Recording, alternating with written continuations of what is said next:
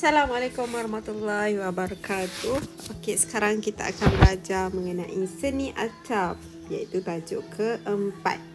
Okey, seni arca bermula sebelum zaman Renaissance. Kebanyakan arca yang dihasilkan bertemakan tokoh manusia. Namun seiring dengan peningkatan tamadun, pemikiran dan teknologi, arca-arca barat yang dihasilkan turut berkembang kepada bentuk yang lebih dinamik. Kedinamikan ini boleh dilihat melalui kepelbagaian aliran dan gaya yang digelar oleh sejarawan seni sebagai pluralisme artistik. Berbelik-belik lidah. Okey, jom kita tengok. Sebelum tu, tepi ni awak nampak ni sebenarnya arca oleh Alex. Okey, tajuk dia apa ni? Kindred Spirit. Okey, kita tengok yang seterusnya. Persepsi seni. Okey, arca berasal daripada perkataan, rasanya waktu ni form 4 kita dah belajar kan, sculpture, yang bermaksud proses mengukir, melarik, mencongkir dan menggores. Arca ialah suatu bentuk yang dihasilkan dalam susunan 3 dimensi, iaitu permukaan dia boleh rasa, boleh dipandang daripada pelbagai sudut. Okey, kali ni untuk form 5 kita fokus pada seni arca barat mengikut pilihan abad dari aspek aliran, gaya pengarca dan karya. Okey, kita tengok yang first dulu.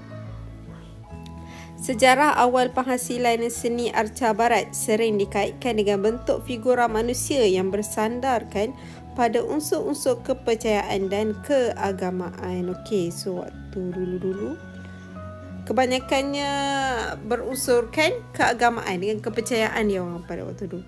Okey, misalnya arca Venus of Willendorf yang dihasilkan pada zaman Paleolitik antara tahun 30,000 hingga 20,000 sebelum Masihi. Arca ini mencerminkan kepercayaan masyarakat kepada dewa, dewi dan semangat kesuburan. Okey, ini dia.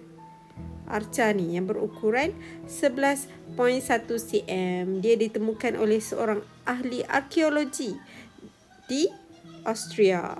Ni dia arca zaman dulu. So zaman dulu ni dia orang ada kepercayaan sendiri. Kalau awak tengok ni nampak macam gambar apa? Nampak macam gambar orang tengah pegang perut pun ya juga kan? Macam pregnant macam tu. Okey, so ia berkaitan dengan semangat kesuburan. Okey, jom kita tengok pada abad ke-14. Okey, abad ke-14. Selain seni lukisan, seni catatan dan seni cetakan, seni arca pun turut menjadi wadah ekspresi pengarca-pengarca abad ke-14. Okey, era ni dikenali dalam sejarah perkembangan seni barat sebagai Renaissance dengan penghasilan arca gaya realistik. Okey, konsep penghasilan seni arca era Renaissance berkait dengan keagamaan dan juga figura manusia. Okey, maksudnya dia berkait dengan figura manusia. Okey, pengarca era ni menghasilkan karya yang dramatik untuk tujuan pendidikan dan juga pedoman. Mereka menggunakan manusia sebagai subjek utama dalam karya kerana manusia dianggap sebagai subjek yang sempurna. Selain arca figura bersaiz besar, arca berbentuk potret yang menekankan gaya realistik juga terkenal. Arca potret diukir dengan teliti sehingga menyerupai wajah dan mampu menggambarkan emosi model potret berkenaan. Contoh pengarca adalah Andrea Pisano dan juga Andre Bionevo. Okey, jom kita tengok macam mana rupanya. Okey, untuk pengarca dan karyanya kita kenal dulu Andrea Pisano. Okey, dilahirkan dekat Itali. Dikenali juga sebagai Andrea da Pontedera. Okey, seorang pengarca Itali dan juga seorang arkitek. Dia juga merupakan anak murid kepada Giovanni Pisano, seorang pengarca terkenal. Okey, no wonder lah dia pun pandai membuat arca kan, sebab dia merupakan anak murid kepada Giovanni Pisano. Okey, contoh arca beliau adalah Life of John the Baptist. Okey, ni buat daripada gangsa. Nampak tak? Realistik kan? So, apa yang dikatakan pada zaman ni adalah ianya lebih realistik dan lebih mengutamakan subjek manusia sebagai subjek utama dia. Dan dia juga telah meninggal pada tahun 1348 dekat Itali juga. Ni contoh juga yang lain. Yang ni dia guna batu marmar, yang ni dia guna gangsa. Okey, ni the art of sculpting. Dia menunjukkan gambar orang tengah menghasilkan arca. Okey, jom kita tengok siapa lagi.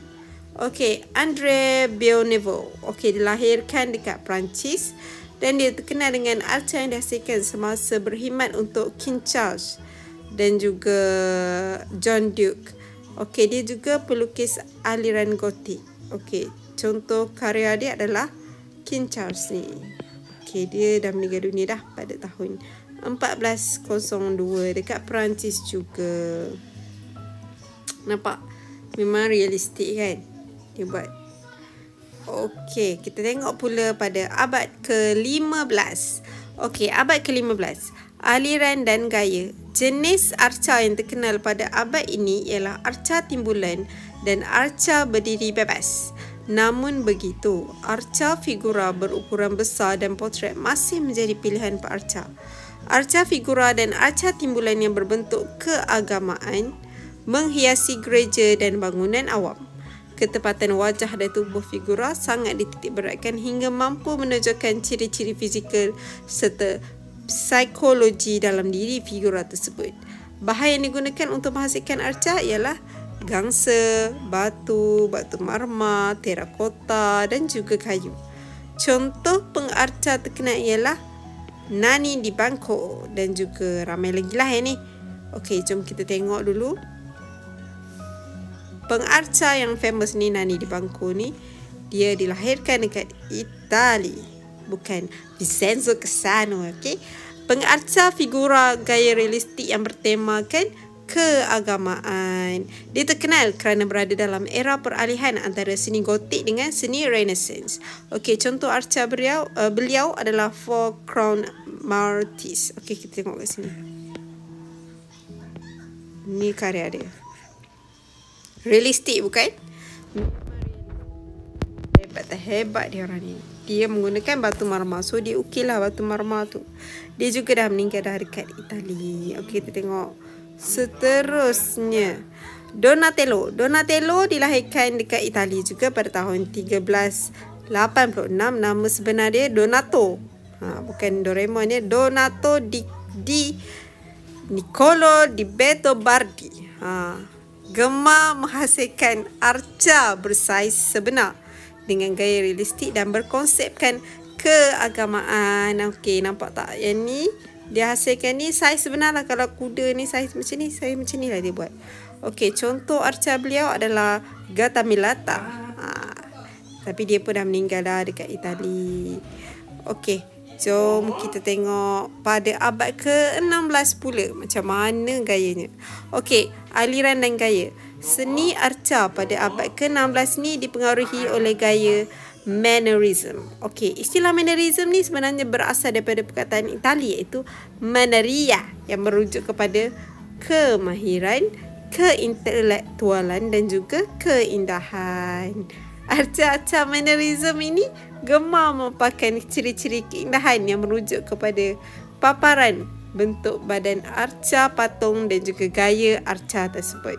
Okey, contoh pengarca adalah Michelangelo. Macam kenal kan? Benvenuto Cellini dan Giovanni da Bologna. Okey, kita tengok dulu. Michelangelo, siapa pernah tengok cerita apa?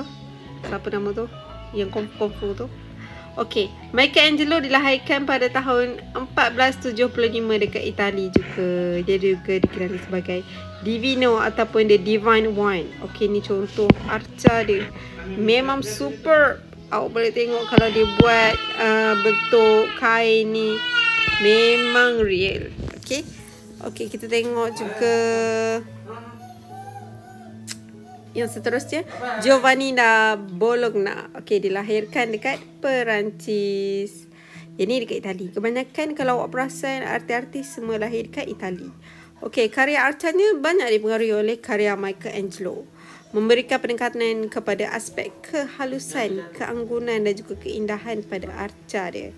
Okey, contoh arca beliau adalah female figure. Okey, tapi yang ni dia ambil karya Hercules dengan Nessus. Okey. Kita tengok lagi pada abad ke-17. Abad ke-17. Okey, aliran dan gaya. Seni arca pada abad ke-17 memperlihatkan kemunculan aliran barok dekat Eropah. Aliran ni memaparkan arca-arca bersifat keagamaan dengan naturalistik. Okey, pengarca aliran ini cuba memastikan semula ataupun dia reproduce secara peniruan tanpa sebarang penambahan atau pengurangan pada objek asal. Berdasarkan konsep absolute unity, arca aliran barok turut menekankan unsur kontras menerusi kesan pencahayaan terang dan gelap pada arca mereka. Contoh pengarca aliran ini adalah Gian Lorenzo Bernini, Alessandro Algardi dan Diego Velázquez. Okey, jom kita tengok pengarca dan karya. Okey, Gian Lorenzo Bernini dilahirkan dekat Itali lagi. Terkenal dengan arca gaya barok dan mengemari tema keagamaan. Okey, contoh arca beliau adalah David. Ini karya David. Tengok muka memang real lah. Rambut dia boleh buat macam tu. So, waktu zaman dulu memang macam ni lah orangnya. Okey, kita tengok pula Alessandro Algardi. Dilahirkan dekat Itali juga dan juga merupakan pengarca terpenting aliran barok. Akibat baca nama Itali banyak sangat kan, so cakap tu dah macam lebih dikenali dengan arca berbentuk portrait. Contoh arca beliau adalah Pope Leo. Okay, Leo ni macam nama cerita Korea pula.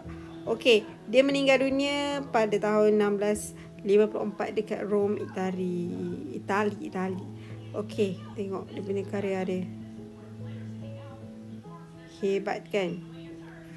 Okey, so kita belajar sampai abad 17 dulu. Nanti kita akan sambung abad yang seterusnya. Kalau ada persoalan boleh tanya dekat komen.